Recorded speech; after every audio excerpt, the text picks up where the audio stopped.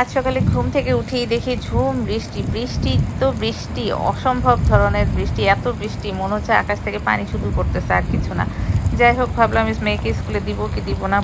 তো মেয়ে বলল ওর স্কুলে নাকি ইম্পর্ট্যান্ট কাজ আছে, আজকে যেতে হবে। তাই নিয়ে এলাম। আর বৃষ্টিটাও কম কম লাগতেছিল। প্রথমে ওর বাবার আর আমার জন্য ওটস রেডি করে নিলাম। তারপরে মেয়ের জন্য চিকেন দিয়ে স্যান্ডউইচ বানাবো। চিকেনটা আমার সবসময় রেডি করাই থাকে ফ্রিজ থেকে বের করে। এখন এটার মধ্যে একটু মেয়োনেজ আর একটু টমেটো সস আর দিব হচ্ছে একটুখানি সাদা গোলমরিচের গুঁড়া বা যে কোনো গোলমরিচের গুঁড়া দিলেই হয়। আমার কাছে সাদাটা ছিল তাই সাদাটা দিলাম। দিয়ে এটাকে ভালো করে মিক্স করে নিয়ে পাউরুটির মাঝখানে দিয়ে বাটার দিয়ে স্যান্ডউইচ মেকারে দিয়ে দিব। এটা খুবই মজা হয়। মেয়েও পছন্দ করে, ওর বান্ধবীরাও পছন্দ করে। এই জন্য আমি সবসময় দুইটা দিই, কারণ একটার বেশি ও খেতে পারে না। কিন্তু দুইটা দিলে হয় ফ্রেন্ডরা একটা খেতে পারে আর ও একটা খেতে পারে। সেজন্য আমি এভাবে যে সুন্দর করে বানিয়ে দিচ্ছি। আর আজকে যে রাস্তার অবস্থা এত খারাপ হবে, আসলে আমার বাসার সামনে পানি জমে না, প্লাস হচ্ছে বৃষ্টিটাও যখন থেমে গেছে ভাবছি বোধহয় পানিও অত জমেনি। আর বাসা থেকে তো এত বোঝাও যায় না, সেজন্যই আসলে স্কুলে দেয়া। আর না হলে যত কাজই থাক দিতাম না।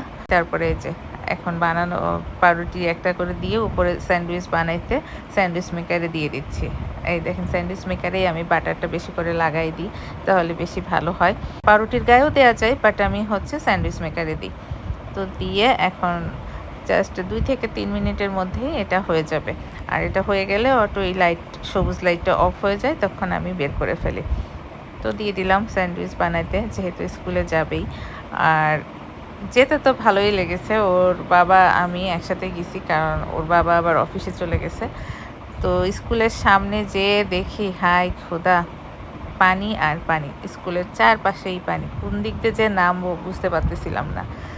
যাই হোক স্যান্ডউইচ বানানো শেষ। আমি স্যান্ডউইচটা সব সময় এই যে এরকম ফয়েল পেপার দিয়ে র্যাপ করে দিই, তাহলে যাতে ধরতে সুবিধা হয় আর সুন্দরভাবে খেতে পারে, বাইরে বেশি পড়ে না। তাহলে আপনারা ওইভাবে দিতে পারেন।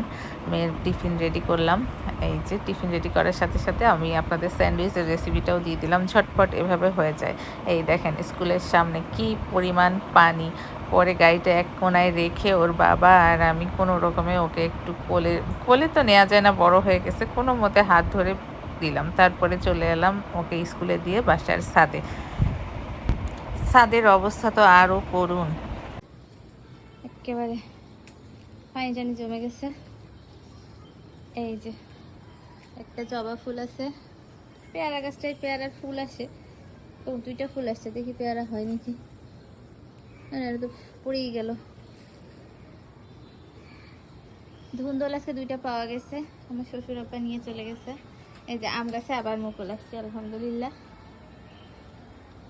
এবার আম হইলো না, খালি ফুলই হইলো কয়েকবার ধরে। আর এই তো গাছপালার অবস্থা এরকম। সরাইছে কি?